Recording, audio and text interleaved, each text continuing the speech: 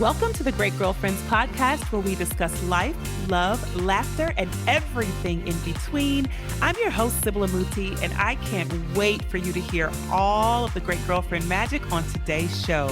So without further ado, grab something great to drink, grab your pen and your paper, and get ready for this week's episode. Enjoy! Happy Wednesday, great girlfriends. I hope that summer has been treating you well. Unfortunately, I have a slight sniffle, so please bear with me because I have a really empowering guest to share with you today. Dr. Rashmi Halker Singh. Hi, how are you doing today? I'm great. How are you doing? I'm so happy to be here. I know. I'm so happy to have you back. So, great girlfriends, if you've been with us for a while, in 2020 or 2021-ish, I had Dr. Singh on and we talked about migraines, what the migraine is, what we need to know about migraine medicine, all the myths that we have as women around understanding headaches versus migraines and things such as that.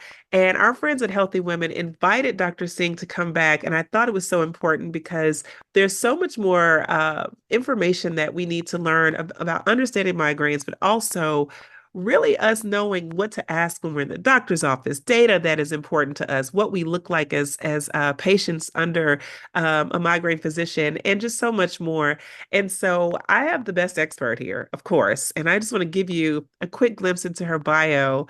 Dr. Rashmi Halker Singh is an Associate Professor of Neurology at Mayo Clinic, where she also serves as the Immediate Past Headache Medicine Fellowship Program Director, the Medical Director of the Office of Equity, Inclusion, and Diversity, and faculty at Mayo Medical School. She is a board-certified neurology by ABPN, and headache medicine by UCNS. At the American Academy of Neurology, Dr. Halker Singh is the previous chair of the Headache and Face Pain section and a current member of the Science Committee, and has served as course director, faculty member, and plenary speaker at the annual meetings. Oh my gosh, you're so busy. And you have kids. I can't. How do you do it all? At the American Headache Society, she serves as a secretary on the executive board of directors and has previously chaired several committees. She is also the deputy editor of Headache, the official journal of the American Headache Society, the online and social media editor for Headache. Oh my gosh. So she's everywhere. And she has many honors that include the American Headache Society Above and Beyond Award for Service, Outstanding Course Director at the Mayo Clinic, Top Faculty Members Award by Mayo Clinic School of Continuous Professional Development. I will get all of this out. Emerging Leaders by the American Headache Society, Mayo Clinic Commitment Against Racism Grant recipient, and the Mayo Brothers Distinguished Fellowship Award. I just want to give you just a quick woo! Go, girl, go. Well, thank you so much for reading all of that. It sounds like a lot, but I'm just happy to, be involved in all these different things and really happy to be speaking with you all today as well. You are doing such purpose-driven work, and I want to thank you for being such an advocate here in the field for women and really helping us to create more understanding. On the patient side, we're so confused. Most of us, me being first, would think headaches and migraines are the same. And it's not until you have a migraine diagnosis that you go, oh, it is not the same. And so in our Facebook group, we had a few little conversations around it where there were so many women sharing stories about their different experiences, things they've learned after having a migraine diagnosis or medications. And so I just wanted you to just clarify for the novice ear the difference between a headache and a migraine. That is such a great question. So headache, as speaking as a headache doctor, as a headache specialist, I'll share with you that headache by itself is not a diagnosis at all and simply means having pain in your head. And we make every diagnosis based on the symptoms that our patients tell us. And there's actually about 300 or so different diagnoses for different kinds of headache pain. And the diagnosis of migraine is made by very specific diagnostic criteria. In a nutshell, to meet diagnostic criteria for migraine, someone needs to have head pain that lasts at least 4 hours, either without medicine, or if you take medicine, it doesn't really get rid of it. So at least half a day, I say. Okay. And the pain has to have 2 out of the following 4 symptoms. It's more intense on one side. It may throb or pulsate. It's moderate to severe in intensity, and it stops you from doing routine activity, or if you listened to your body, because many of us, we push through everything. That's what our body would be telling us to do. So we can imagine that Now, I said you'll need two of those symptoms. You might have headaches that sound very different from each other, or you and your friend might have different kind of, sounding headaches, but they still meet migraine criteria. And along with that pain, to meet diagnostic criteria again, the pain has to have either nausea with it, or you lose your appetite, or lights and sounds just make you feel worse. That's a diagnostic criteria of migraine. And, as you and I were talking before we jumped on, um, everyone can have their own experience with it, but that's the formal diagnostic criteria for migraine. So interesting because I think one of the major things you said was that we push through it, and so many times we lose awareness of the symptoms that have been plaguing us around a certain thing, and so it is not until oftentimes it gets to a breaking point that we realize that we need to seek a diagnosis around most of these things. For me, as I was reading and kind of sifting through comments in our Facebook community around migraine disease and symptoms, I thought one thing because I'm unfamiliar. So, and I thought, okay, you just have extreme headache and, maybe light sensitivity. As I was reading, there was nausea. There was, some people having like preliminary mood or emotional changes, stomach aches, muscle tension, neck pain, all these things, Dr. Singh, Oh, that I yeah. was like, okay, so wait, how do you know one from the other? So, does migraine disease affect women differently? Oh, yeah. We have over 1 billion people in the world who live with migraine.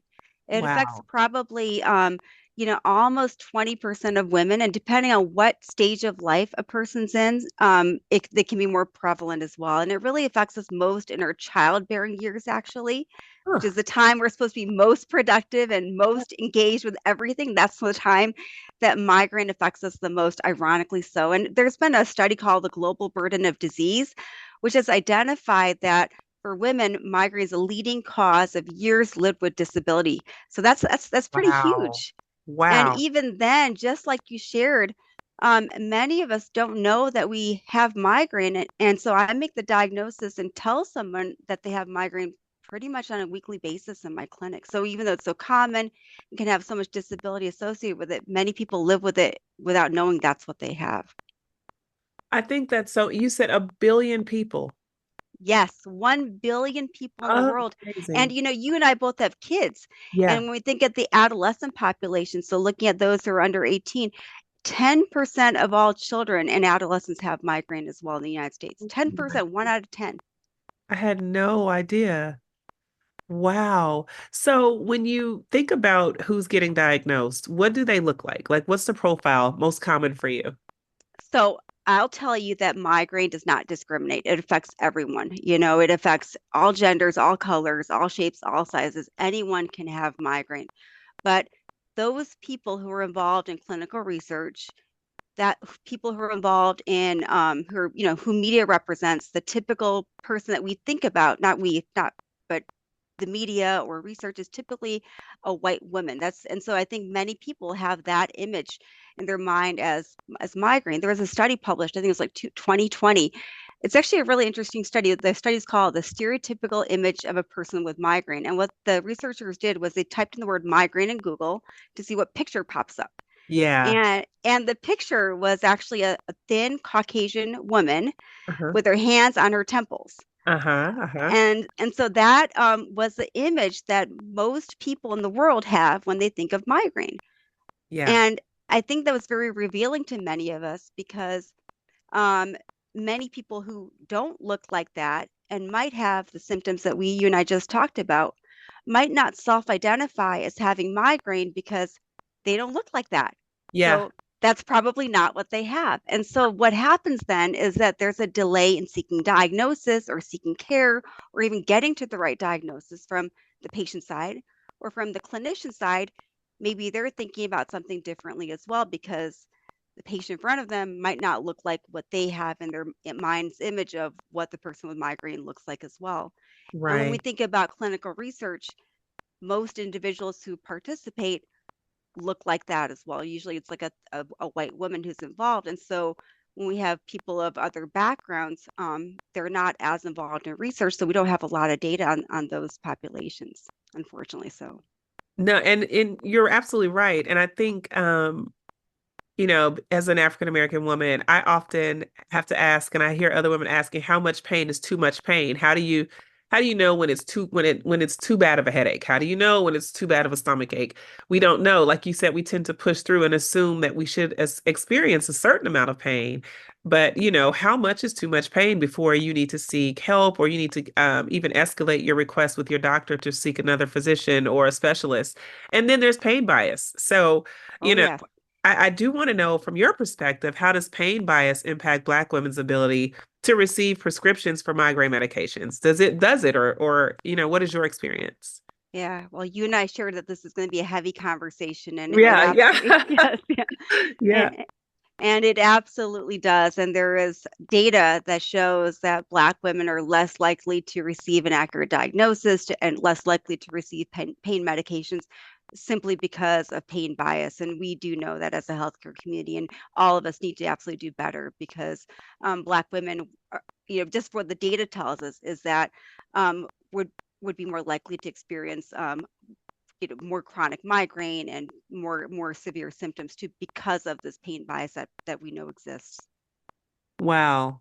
So then, how do we, Dr. Singh, make sure that women are equipped to request the right amount of support from their doctors? Because we do know, like, migraine symptoms aren't a part of a well woman exam. So, if I'm going to my general practitioner and I'm having an annual, or I'm just even checking in, and I mention these things, my pain can easily be dismissed, and I'm told to come back in a couple weeks, take a couple of Tylenol.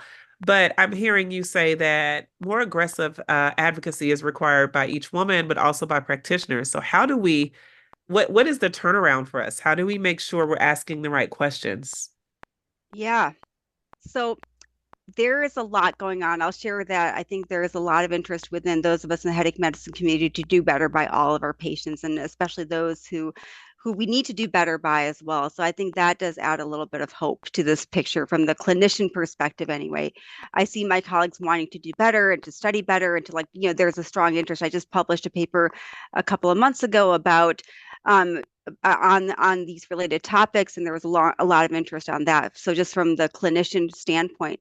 And from the patient perspective, I really like this phrase that one of my colleagues shared with me not long ago, which was to advocate, educate, and to recruit. So I think we have to be our best allies because we just have this one life to live.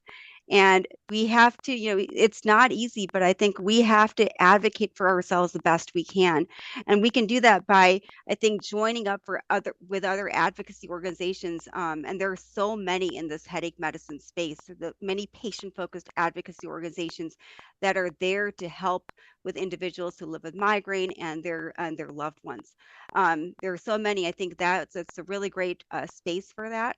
I think also educating ourselves as much as we can about what migraine is can also make a big difference so that we're as knowledgeable as possible when we go in to see our clinician, and also to recruit. So when you go in to see your doctor or healthcare professional, take someone else with you so you're not the only set of ears and not the only voice, so that you've got others with you in that experience too. So I think that phrase, advocate, educate, and recruit, can be very powerful.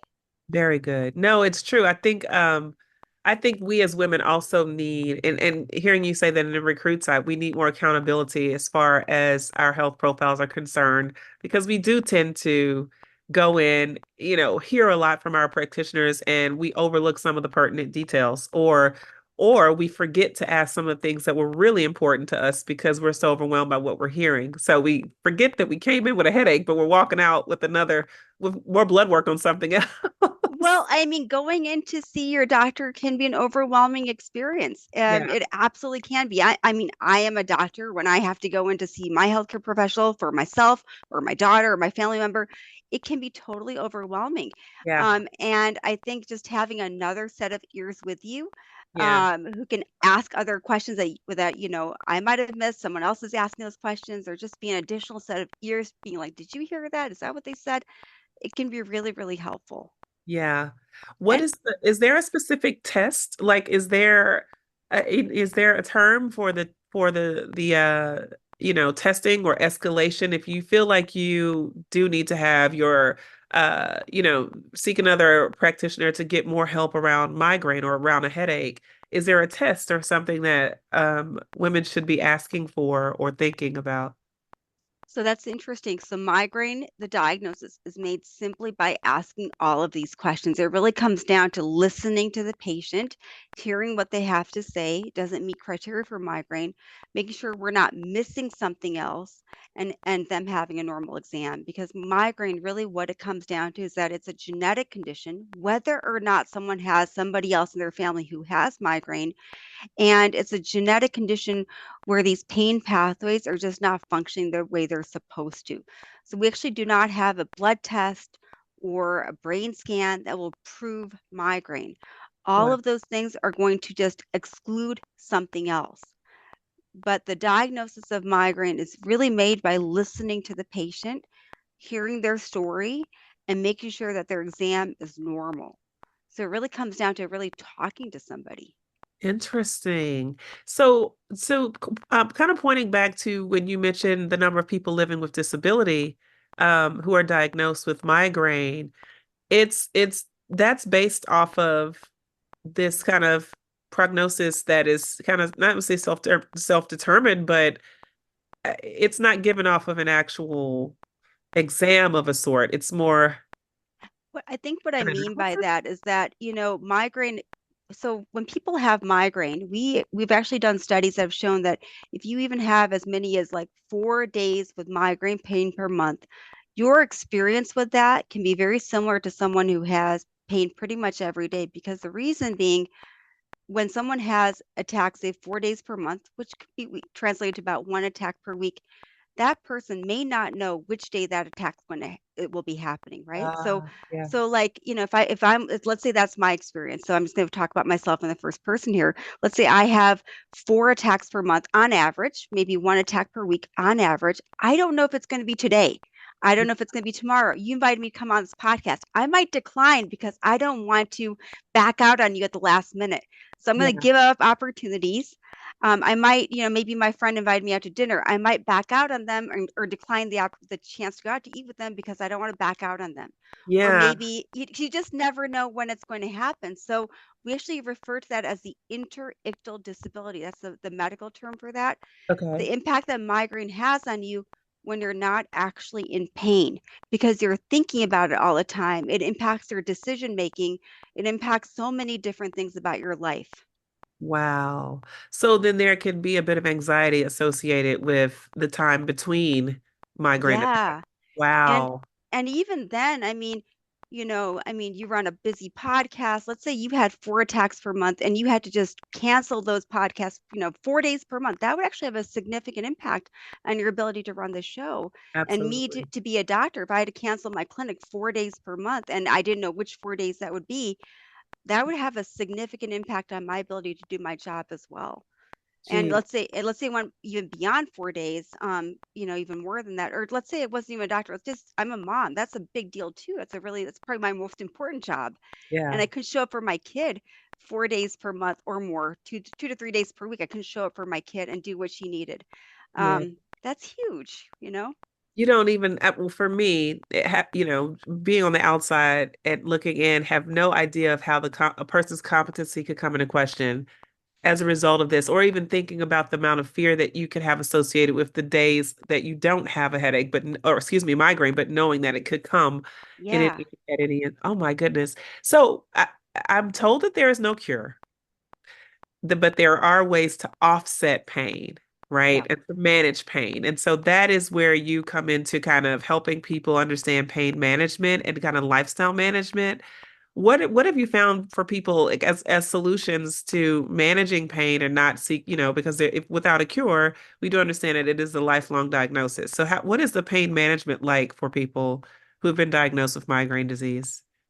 That's a great question. We unfortunately do not have a cure for migraine yet. We are working hard. There's a lot of active research going on, so maybe sometime in the future, but not today. And however, we have made great progress, and we finally, since like 2018, we have migraine specific medications. That's a big deal. It took until Yeah. 2018 to finally have something. Wow. And it's a whole class of medication. I think we have about 8 medications that are migraine specific now, 7 or 8 medications. And these medications, some of them will help to prevent attacks. Some of them are, to stop an attack when they happen. Everybody who has migraine should have effective treatment that they can take when an attack happens to stop it in that moment. Okay. That's really important. Not everybody has something that they feel is consistently helpful. So, if someone's listening feels like they don't, they should talk to their doctor about that. And then we also know that about 40% of people with migraine would benefit from a preventive plan, like a medication, to help reduce how often they have attacks. And we have lots of great options available, including newer anti-migraine medications that are disease specific that came out in 2018 and several since then. Wow. And we know that about 40% of people who live with migraine would benefit from something like that. Only about 13% are actually on something. So that's a huge gap in care right now, too. Yeah. Um, and then Wow. and then there's lifestyle things that can also help because as you and I spoke, there's many ways to manage migraine. So besides medications, making sure someone's getting adequate sleep and managing their diet and stress management, all these things can play a role. But ultimately, I want people listening to know that migraine is not their fault. This is not anything that they did. It's a genetic situation, and they can be doing all the right things and still have attacks as well. And so interesting because you do wonder, environmental effects. And I often hear, and this came up in our Facebook group, that rain, is a trigger for many people. Like weather is one of those things when they predict storms, that they anticipate. So that anticipation, there you go. They anticipate migraines. Well, then I start thinking about what you said. So they probably begin to isolate or prepare to kind of close out activity because so many people are left with the thought that here it comes. Yeah. Oh, very much weather. And then here in California, where it's super sunny, I mean, the sunniest it could possibly be, a lot of people that I've spoken to will say that the sun is triggering for them. And I'm like, geez, I can't imagine living in California being triggered by sun and Oh, yeah. not, and not feeling like you have a resolve, and so wanting to enjoy certain things, but not being able to appreciate it because you have fear that migraine is going to kind of cast a cloud on your bright day. Absolutely. And this is Yeah. where you and I spoke that it affects everybody differently too. So for you, Dr. Singh, I know you have many success stories. Do you have one of like a woman that you really felt really proud of breakthrough that you experienced with a patient that kind of went the course maybe and learned something new that she's applying? Oh, so many. I wasn't Yeah. anticipating this question. I have so many. I think my favorite stories though are the patients I've been taking care of for a long time. I came into this field mainly because of my patients. I really love taking care of them and being part of their life and all of that. And I have one patient, she's been with me really, oh gosh, maybe over a decade at this point. I've seen her through getting married, having two children.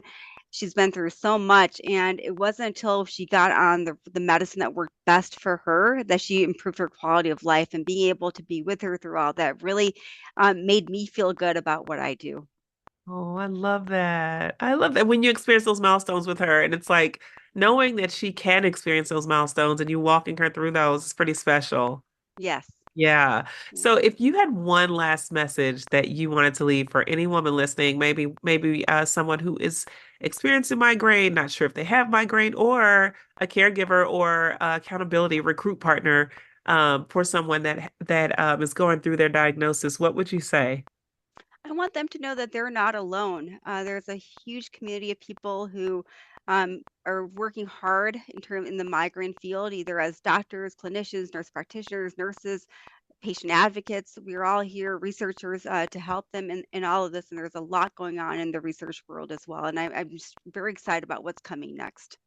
I love that so much. I actually have one more question, and it's around clinical trials because it has come up, and in the Black community, there are so many notions about us not participating in clinical trial. There's a lot of trauma associated with trials. Yes. I had another specialist on a couple of years ago advocating for women to opt into trials because the data is so useful towards finding solutions in medication and even surgical options that women can have for different diseases, but also the innovation in research that's happening in trials. And so, what would you say to encourage a woman of color who is really averse to clinical trials, but knowing what you know about the differences that it can make. Yeah, I mean, first of all, I do understand about what you're talking about, and I think this is a different world now um, than previous. So I do understand the hesitation. I also think it's very important for women of color, particularly to enroll in clinical trials, to really change the narrative. Because right now, when I look at clinical trials, my first eye goes to who was enrolled in the trial. So, does this apply to the patient in front of me as well as it should? And oftentimes it doesn't, because my clinic is very diverse. I see, patients from all different backgrounds, and the trials and the data doesn't always reflect that same population. So I would love to be able to say the people in this trial look just like you, so let's go ahead with this treatment plan. Uh-huh. And I think for that, we need everyone involved. I Yeah. also want to share that in the migraine space, there's a really big push in something called patient related outcomes, meaning you and I spoke that I shared the migraine specific diagnostic criteria, but we also spoke about the fact that migraine can affect everyone differently. So for one person, nausea can be a really big symptom. For someone else, it can be light sensitivity. For a third person, it can be neck pain. And this is a space where a person can define what bothers them the most for them Yeah. their own selves. And we do include that in the patient perspective in our trials a lot. And as a Black woman, if you have things that really bother you about your migraine attack, the only way to really express that and share that in our clinical trials is to become involved. That way we can really encourage and really see that perspective. That's so good, so good. You don't ever think about the fact that those insights that you're not able to say with full assurance that the data looks like you. Like you can't make that statement unless there are people who are in line to support to give the Yeah. quantitative proof of You your know, trial. Yeah. yeah, and I'm a, my daughter has migraine as well, and I really think about what I want the world to look like for the next generation, and I'm sure many people want the same thing. So I always think about that too. Yeah. Yeah. Oh, that's good food for thought. Great girlfriends. I hope you receive that from Dr. Singh in Love. I mean, it really is something that I think we've had to continually discuss, and we will continue to discuss even more and more. And I think that's part of our advocacy for the next generation is to do our part to support with medical research, but also make ourselves available with knowledge and share that accountability. So I want to thank you for that. And I also want to, and I again want to thank you for your time. Every conversation is a great one. You are so just kind and so well versed and generous with information. And I appreciate it because when you come on, it's like a breath of fresh air. So I want to thank you Thank for, you so much for having me. of course, again and again. I can't wait till the next time. But I also want to thank Healthy Women for bringing us together. They have been such a huge part of ensuring that the Great Girlfriend community is having the right conversations around health and wellness, and learning how to advocate for ourselves and for one another with our healthcare practitioners, and also just understanding getting clear definitions around some of the things that have been plaguing women. So I want to thank Healthy Women for being such great partners and for bringing us together because I think that it was a great match made. Absolutely. It was a great match made. So, great girlfriends, listen, we now have clear definitions between a headache and migraine disease. We now understand that it does affect women differently. And that there's nothing wrong with the differences. Those differences do matter and those differences are valuable, and your diagnosis or prognosis will be different than the next woman's or your symptoms. And having a practitioner in your corner who's willing to listen and really receive what you're saying will help you understand your best next steps for receiving prescriptions or receiving some type of plan for, I guess, advocacy going forward or plan for wellness going forward. We also learned what we should be saying in the face of healthcare providers. I love the advocacy. I love the recruit. I love that. And there were three. There was uh, Advocacy, adv educate, recruit. advocacy, educate, and recruit. So powerful because if we take that across any platform in any space, I think that that is a key for how we can continue to grow our connection with our doctors. And then I love that we understand that this is not a part of Well Women Visits. This is not something that comes up in conversation, but knowing that any pain is pain worth considering. any pain, every pain is a pain worth considering. And that we are to advocate for ourselves in that way will help us open the doors to the larger conversations that lead us to practitioners like Dr. Singh who are available to listen and to help us kind of get to the root cause of these issues. And so you're not alone in this journey. And I just thank Dr. Singh and I thank Healthy Women for reassuring us with that today. And thank you for listening, great girlfriends. Do share this episode with someone that you love and adore. Do enjoy summer. Do take in the sun, take in all the great moments, and we will catch you on the next episode. Peace. All right, great girlfriends. Did you enjoy this week's episode of the podcast? If so, would you please give us your amazing review on iTunes? Every single review helps another great girlfriend get plugged into the podcast and the community. Speaking of community, make sure you join our Facebook group at The Great Girlfriends, follow us on Instagram at The Great Girlfriends, and on Twitter at @the_great GFS. I'm Sybil Amuti, and I'm out. Peace.